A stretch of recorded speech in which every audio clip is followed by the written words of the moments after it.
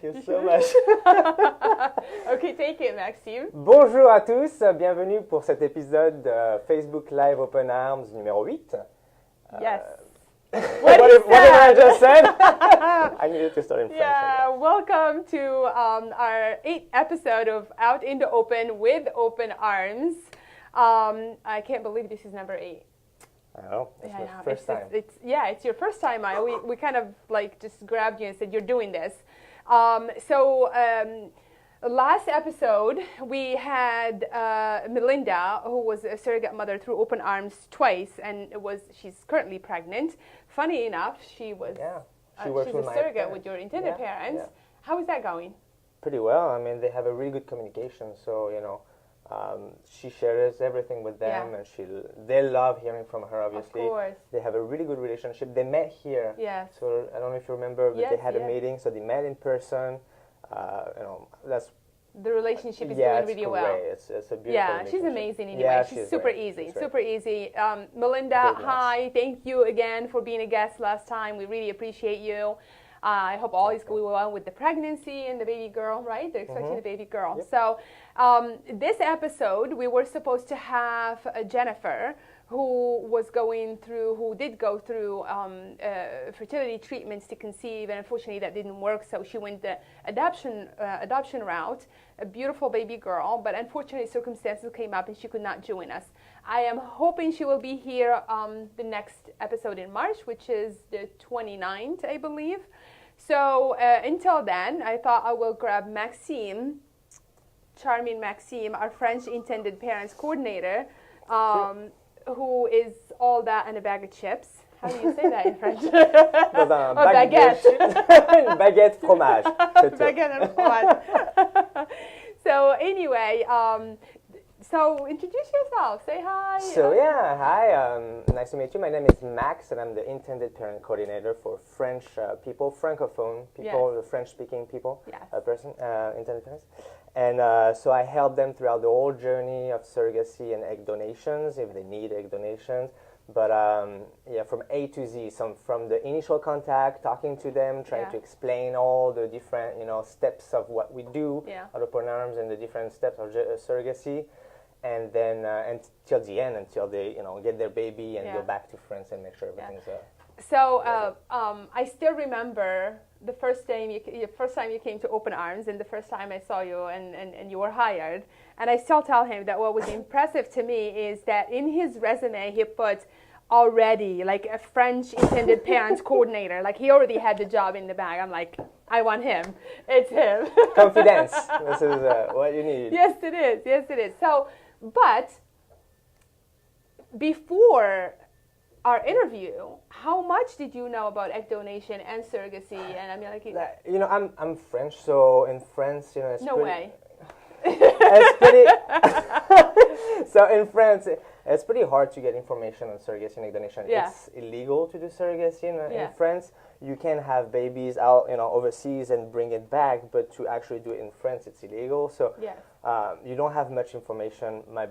My family, especially my brother and sister, were both thinking about, each doing surrogacy. So we talked about it. Before even you engaged with Open Arms? Yeah, before. Wow. Like, I went to France for a month, came back, and a week later I saw the ad, actually, on it. And so a week later I came back, and so I applied, and that was it. And now you're the expert in the family. Yes, now... they were telling me. I think you should charge. No, I think you should charge. Brother, you want a consultation? Have a seat. It's going to be $250. There you go. I tell you everything you need to know. But yeah, no, I mean, so, I found the ad on Open Arms, and I was, wow, like kind of amazed, because we were talking about that, like not even a month ago, discovered about it, like not even a month ago, and now really interested. So I, applied and contacted you guys. Yeah. You still enjoy it? Yeah. Say yes. You're on camera. Yeah. Say yes. No, it's really gratifying. It's really nice to help people throughout, surrogacy. It's a long, isn't it? It's a long journey, and it's to have a baby, and it's so gratifying, and you want to be there for them, till the end. So yes, yes. And you're a father yourself. Yes, I have two little children, 4-year-old Depending girl. on the day, they're children, monkeys, monsters. So yeah, no. A boy and a girl, right? Boy and a girl, 4 and 6, Leo and Nora. 6. I love the names, by the way. They're super sweet. They don't come and visit often, but they're very sweet. They love it here, though. Yeah. Every time they come, they love it. Yeah. They haven't been in the new office. No, in the previous one, yeah. I have to bring them. So now that you're in it,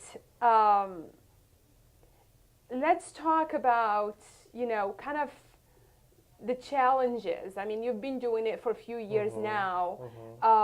What are the challenges that you are facing as intended parents coordinator for French-speaking, parents to be? It's a long journey, so there's a lot of different challenges that you encounter. But I'd say one of the main challenges it's at the beginning to kind of have this trust and this bond between the intended parents and you, and try to explain. And you're overseas, I am French like they are, so we kind of like get, we understand each other. You understand the anxieties and the fact that they don't have much information and they don't know much. So as to explain as much as I can, give them as much knowledge as I can, being as honest and transparent as I can, try to create this rapport, this trust between them and I, and that's one of the main challenges. Then it was hard also at the beginning when I started not having all this knowledge, but now that I'm here, like for a long time now, I've been, you feel more secure in the information that you're sharing, and therefore you can make them feel comfortable. Right. So that was at the beginning of the challenge, but now it's just like,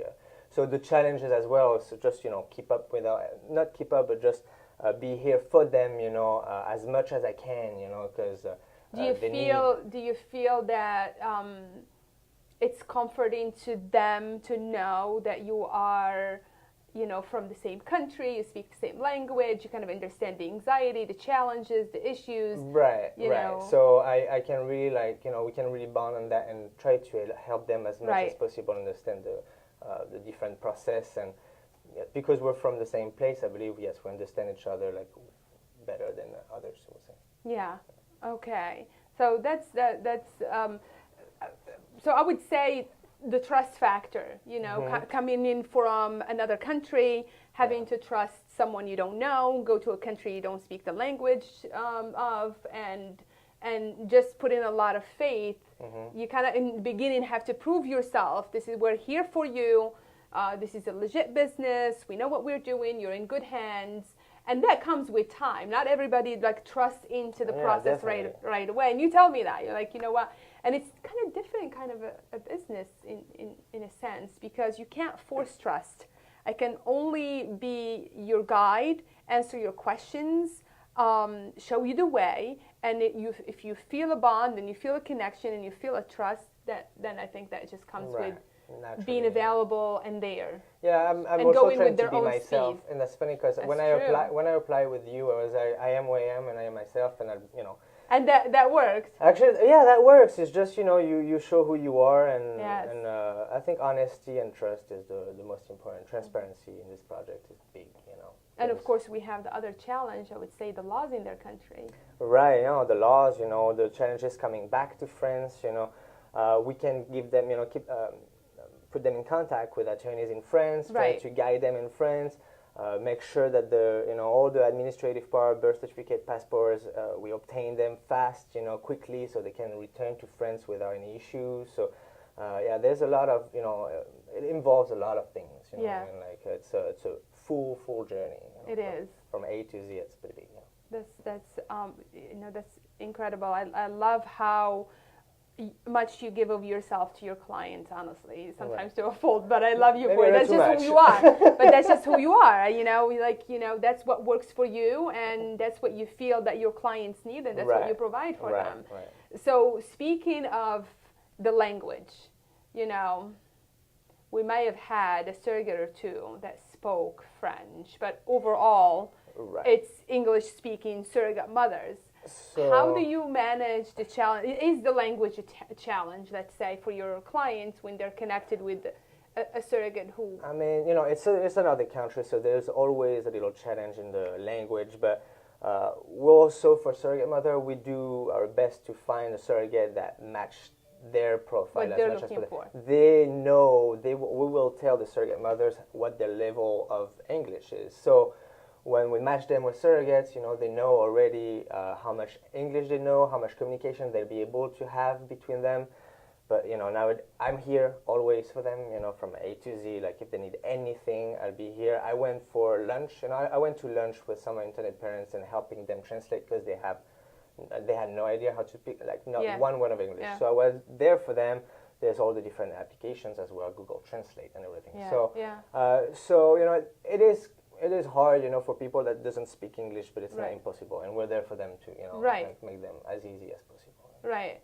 And I love how creative everyone really gets when there is a language barrier. And it's always interesting to me that here we are bringing people from different culture, different language, different religions, just coming all together to make a little miracle happen. So language is the least of it. But, like you said, with Google Translate, people are able to, like, just write it in French, translate it, send it, and they're really connected. Right. And we always say, by the end of this journey, that surrogate better speak some French and you better speak better English. That's it. That's what happens. That's a whole other retainer, I think. Like, the language. We're going to work on the language.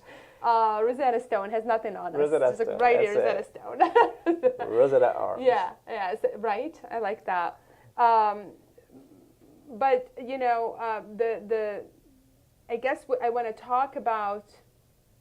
I know you're super busy, and most of your clients will come to you needing both an egg donor and a surrogate mother. So walk me through that process once they commit to, hey, Maxime, we really felt comfortable, we're ready to move forward. We don't know anybody, we don't know where to start, and most of the time they don't really have a clinic or anything. Right. Walk us, slowly with some details, donor part, surrogate part, into your daily, basically, madness. So, how does that work? First, I explained to them that we're a little spider that will create a web in between all the different professionals. Yes.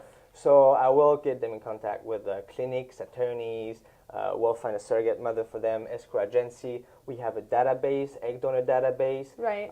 So we help them first. The first steps will be to choose a donor. How do you choose a donor? You give us the criteria that you need from a donor, and we'll do our best with our team. I have a team of egg donor coordinator that will be here to work with me. Yeah, you charm your way in that. Because the minute you hear Maxime go like, bonjour, girls, and you're like, what do you need? What do you need? What do you need? Come on. Again? So, yeah, no, maybe. So even though we have a database and usually you grant them access, they have a username and a password, you take it a step further and actually help them? Right. So, to have a more personal touch, to be here for them, sometimes they don't really know. It's 200 donors. It's hard to go through. You don't really know exactly, what you're looking for. They give us the information they want, criteria about, physical criteria, health criteria, education, all these kind of things, and or maybe just the feeling. They might want to have a Skype with the donor and make sure they like her. So we're there as much as possible to, find the right donor, get their criteria, and find the perfect match. And to be honest, Danielle is doing a really good job lately. She has been finding a lot of donors, and from the first email with three propositions, they find one. They find one from the suggestions. I love that. I love that. So yeah, no, it works great like that. But we guide them throughout everything. So we find an egg donor. In the meantime, we can connect them with the clinic. They're going to plan on their travel to come to the clinic to have. How do you manage the travel? Let's say, obviously they have their family, their jobs, their obligations. Maybe the time sometimes can be limited to how long they can be here. How do you work on arranging all of that? So they usually, intended parents have to come and do their donation, sperm donation and exams before their treatment, the start of treatment, the start of medication for a donor. It's always good to come before so we don't do contracts and there's a prime happening after with their parents. So, but it's just usually I, also talk to you and we find a clinic that would fit them, and what they're looking for. What fits traditional conversion, same-sex couples and our location, all those things. they let us know when they can come. They'll find an opening, and usually they need 5 days, not more, to come. And that's super convenient when you tell someone, give me a week of your time and allow me to be that concierge that you need. Right, and it's 2 weeks of notice, so it's not, they can, okay, now I have an opening, or maybe this week will be fine. So only 2 weeks of notice, 5 days, and we'll get it concierge, and then we're concierge, and then we can just set up every meeting. Psych eva, meeting with attorneys if they need, meeting with the clinic for the exam, so everything will be all set. They'll be all set. They won't need to come back until the birth of the baby, really. They can come if they want, of course, but really, till the end. And then that's it. But we feel like we get quite a bit done in the 5-day period, which is, kind of we make that conscious effort to get as much done and get them back to their routine, their life, their obligations. So right. So and that's what is important, is for them to feel really comfortable. They come here, they see the agency, they see who we are, they see the clinic. They might meet, if we have one already, an egg donor or a surrogate. Who knows? So things work really well for them. Usually they feel, every time they leave, they feel happy, and they feel like they're all set. They know they can trust, and they can leave the project in our hands, and that's how. How do you feel when you meet with them? That's amazing. Isn't it? That's pretty cool. Yeah, because you talk to them for so long. You talk to them on Skype. You had so many Skypes, emails, but then meeting them in person. Sometimes I'm just like, hey, oh hey, how are you doing? Anything is just fun. Like their person. Who they are. Character, whatever. It's really nice, and everybody's different. And it kind of forms a bond now. It's like like you said, we know who we are. Once they come here and see you, it's completely different vibe. Exactly, and no, it's great to meet them in person. I go to friends sometimes. And, so meet with them, and the same thing even before they retain us. It's nice to meet in person. What does that mean to them when you make the trip to France and have that one-on-one, even before whether they have retained us or not? But first, for them, we're just a name on the internet at first, and then we're Skype, and so it's not as personal as just meeting them in France. So they know that we travel to France, we're here present in France, we have connections, and we know what we're doing and where we're going, and I think the friends make them feel more comfortable and more trusting. Yes, yeah, for sure. It's better like that. For sure. You work quite a bit with same sex. Yeah. So kind of balance, actually. Like a 50-50? Yeah, we work with, association, Clara. We work with Clara a lot, in a French association in France, heterosexual association. We also work with other associations, same-sex couples. So you feel like you're managing really both. And actually, lately, a lot of heterosexual couples come, and I talk to a lot of heterosexual, but it's balanced. Do you feel like the challenges are any different between, same-sex versus heterosexual? We understand that if a heterosexual comes to us, is that they had issues in the past. They had challenges, they had experience, so there's a different touch, there's a different, approach to the subject.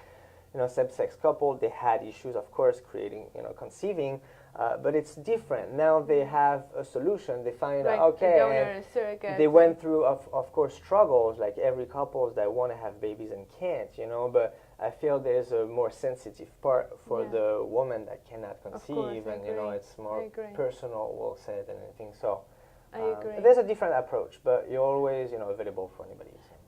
We always say when it comes to, for example, egg donation, we are as flexible as both parties allow us to be. So if they want, anonymous egg donation or known donation, do you see a trend one way or another, where more couples are leaning towards knowing their donor, meeting their donor, or most it's fine, we're very appreciative of what she's doing, but we like to remain anonymous? I mostly see people who want to know the donor. It's also something I talk to them about, at the beginning, and when we start this process and start talking, is the importance of knowing the donor. When we went to Miami for this conference. Yes, for the men having babies. The men having babies, teen panel, that was pretty amazing. The 4 teenagers that were talking about their life. Yes, that was really neat, because we covered this, I can't remember when, but following the event with men having babies, where they had a panel and they brought teenagers who were conceived obviously through egg donation and surrogacy for same-sex parents.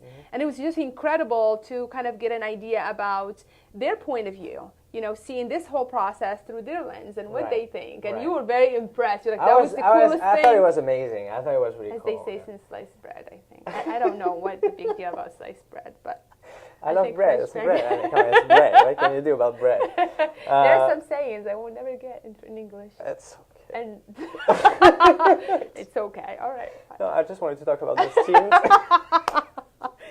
Please, we're gonna pause the sliced bread, and we're gonna talk about the teams. Go ahead. So I'm sorry. I love to pick on them. It's like, go ahead. So no, those teams were pretty amazing. Just to hear their story and where they come from and what they went through and.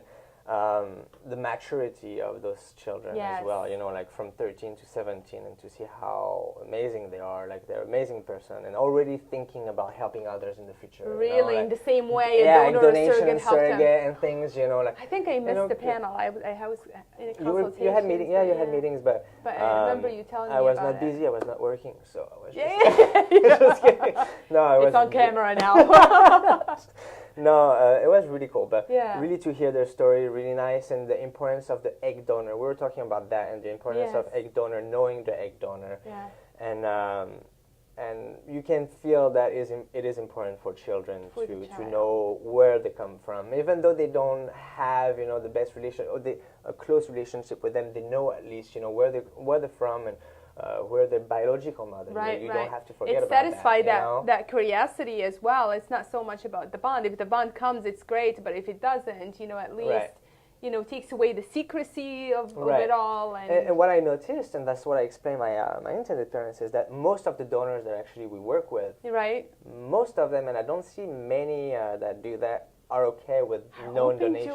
That's amazing. Also a huge shift. Yeah, that's amazing. Like that's what a few years back, it was no on both ends. It was the intended parents were still grateful, but we like to remain anonymous, and the donor same way. And all of a sudden, there's this shift, in a way that both parties really want to put a face to what they're doing and who are these people and what this means to them, and they really have a good and healthy understanding of the process. There is no attachment to that baby. I'm helping you. This is your family. This is your baby. It's not mine. No, it's pretty amazing, and that's what I explained to my intended parents. Is, how open those donors are. That's some of the questions they have. And no, it's a really nice feeling to have that. Those donors are here for something. They're not here for money. It's people what they think. Money. No, they're here to help people create a family. To have kids and be happy. And honestly, when it comes down to it, what's the dollar amount on the follicles or the eggs that you are retrieving and creating this life? It's really nothing compared to what the donors have to go through. It has to be something bigger than the dollar amount for sure. Definitely. So that's fantastic. Shift gears a little bit into the surrogacy process. So you find an egg donor, you go through that process, we do the egg retrieval, hopefully we have embryos. We freeze the embryos. How do you see the search for, or the match process between your intended parents and a surrogate versus with an egg donor?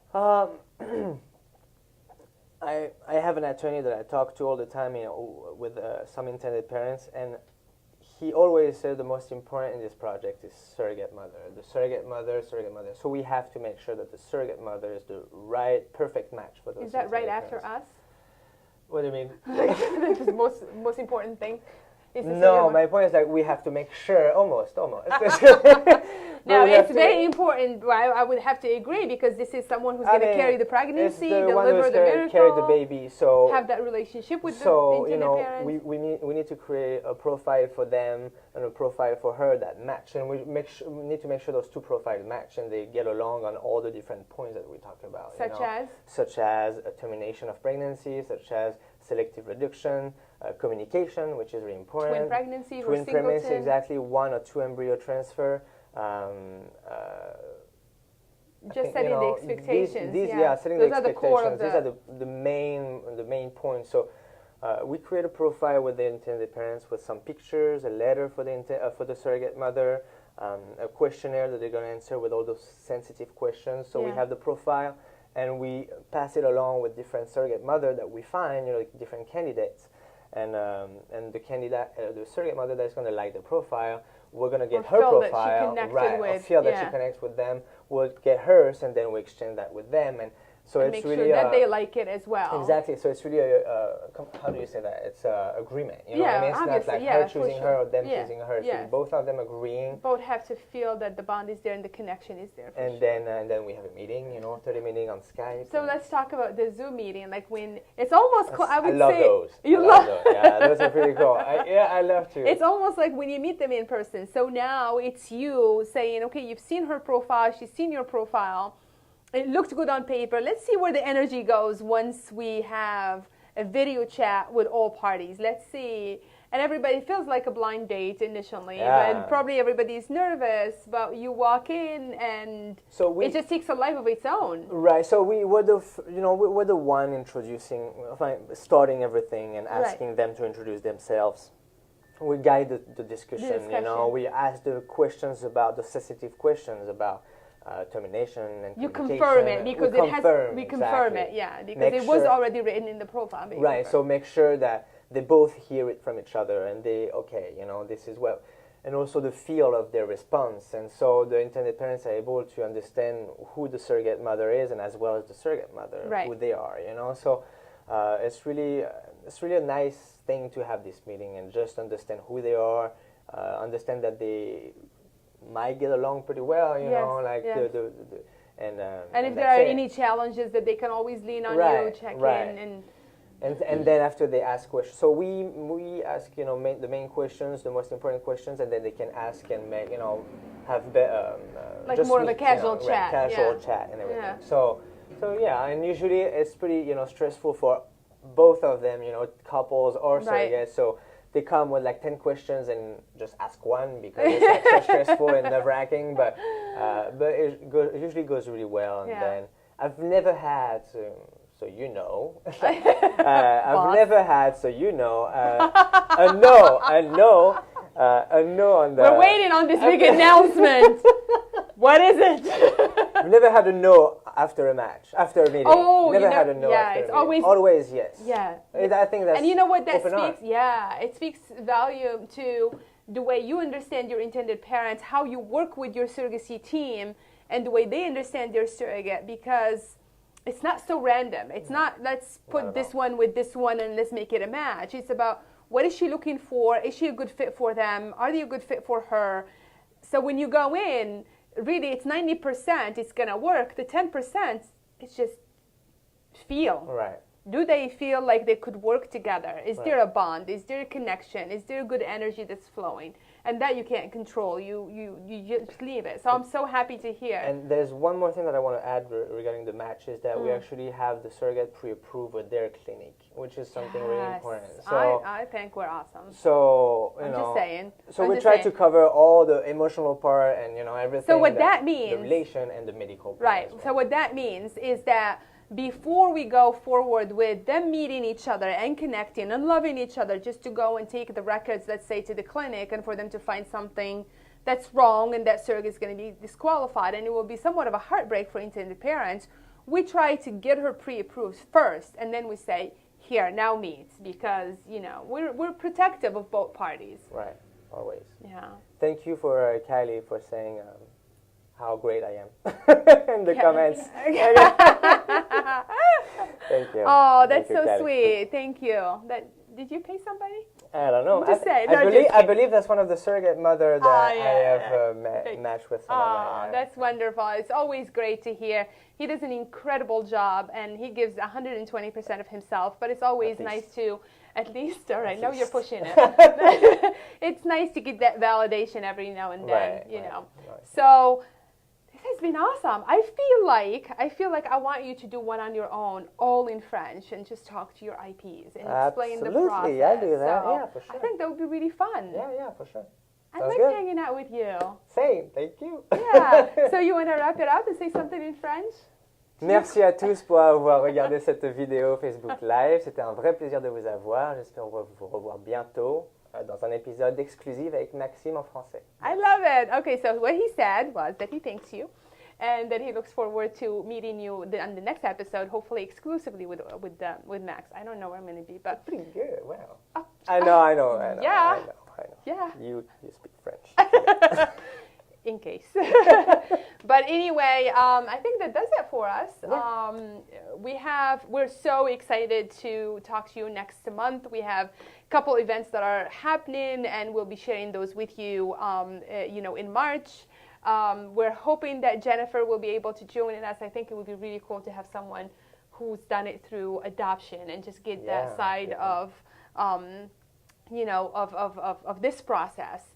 And if you have any questions, if you have any suggestions on what you want us to do next, if you missed this episode or the previous ones, feel free to check our YouTube channel. It's going to be on our Facebook. And the next episode is going to be on the 29th, I believe. And until then, I think St. Patrick is coming up next month, right? Happy St. Pat Day. Have a great day, everybody. Thank you so much. We'll see you later. Bye. Thank you.